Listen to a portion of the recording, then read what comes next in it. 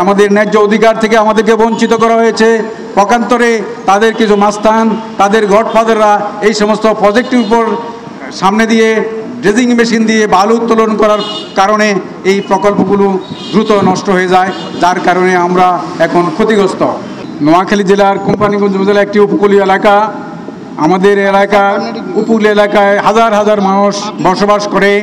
সম্প্রতি আমাদের মুছাপুর ইউনিয়নের 23 ভোল্টের যে রেগুলেটর নির্মাণ করা হয়েছিল, কাজের নির্মাণ এবং কিছু বালু উত্তোলনের কারণে এই 23 ভোল্টের রেগুলেটরটি সম্পূর্ণভাবে বিধ্বস্ত হয়ে যায়, যার কারণে আমাদের ওই এলাকার শত শত ঘর বাড়ি আজকে হুমকির সম্মুখীন, প্রতিনিয়ত ভেঙে যাচ্ছে।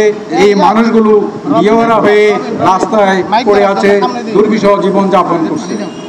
আমরা আজকে এই অধিকার নিয়ে আমরা এলাকার সর্বস্তরের জনগণ ঐক্যবদ্ধ হয়েছি। আমরা আমাদের এই ইন্টেরিয়ম গভর্নমেন্টের সম্মানিত উপদেষ্টা মহোদয় সহ যারা এখানে দায়িত্বশীল কর্মকর্তাবৃন্দ রয়েছেন, তাদের আজকে দৃষ্টি আকর্ষণ করতে চাই এই মানববন্ধনের প্রেক্ষিতে। এটি আমাদের প্রাণের দাবি এবং ঐক্যবদ্ধ দাবি, এটা কোনো রাজনৈতিক কোনো বক্তব্য নয়। আমরা চাই যে অবিলম্বে যে যারা সংশ্লিষ্ট ব্যক্তিবর্গ আছেন, আপনারা নির্দেশনা দিয়ে আমাদের এই উপকূলীয় এলাকায় যে সমস্ত সমস্যাগুলো আছে সেই সমস্যাগুলো অচিরেই আপনারা সমাধান করে আমাদের হাজার হাজার কোম্পানিগঞ্জবাসীকে রক্ষা করার জন্য আমরা এই মানববন্ধন থেকে একান্তই অনুরোধ জানাচ্ছি। প্রিয় সাংবাদিক ভাইবৃন্দ, আপনারা সঠিকভাবে আমাদের এই বক্তব্য উপস্থাপন করে আমরা অনুরোধ জানাবো যাতে যথাযথ কর্তৃপক্ষের মাধ্যমে দৃষ্টি আকর্ষণ হয়, সেই ব্যাপারে আমরা প্রচার এবং মিডিয়াতে আমরা এটা সুন্দরভাবে উপস্থাপন করবেন।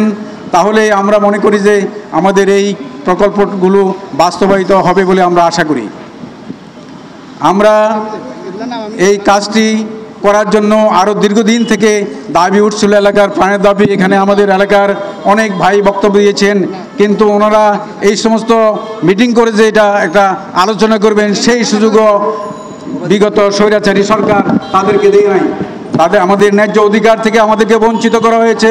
পক্ষান্তরে তাদের কিছু মাস্তান, তাদের গডফাদাররা এই সমস্ত প্রজেক্টের উপর সামনে দিয়ে ড্রেজিং মেশিন দিয়ে বালু উত্তোলন করার কারণে এই প্রকল্পগুলো দ্রুত নষ্ট হয়ে যায়, যার কারণে আমরা এখন ক্ষতিগ্রস্ত। আমরা চাই যে এই কাজটি, এই প্রকল্পগুলো আশু যেন সমাধান হয়, সেই ব্যাপারে আমরা মাননীয় প্রধান উপদেষ্টা ডক্টর ইউনূস সাহেব সহ আন্তর্জাতিক ব্যক্তিত্ব আজকে যিনি এই মন্ত্রণালয়ের দায়িত্বে যে উপদেষ্টা রয়েছেন, তিনি অচিরেই যেন এই স্থানগুলো পরিদর্শন করে প্রয়োজনীয় বরাদ্দ দিয়ে যেন এই কাজটি করতে পারে, সেই ব্যাপারে আমরা আশাবাদ ব্যক্ত করব। আপনারা যারা কষ্ট করে এখানে এসেছেন সবাইকে ধন্যবাদ জানিয়ে আমার বক্তব্য শেষ করছি। আসসালামু আলাইকুম ওয়া রাহমাতুল্লাহি ওয়া বারাকাতুহু।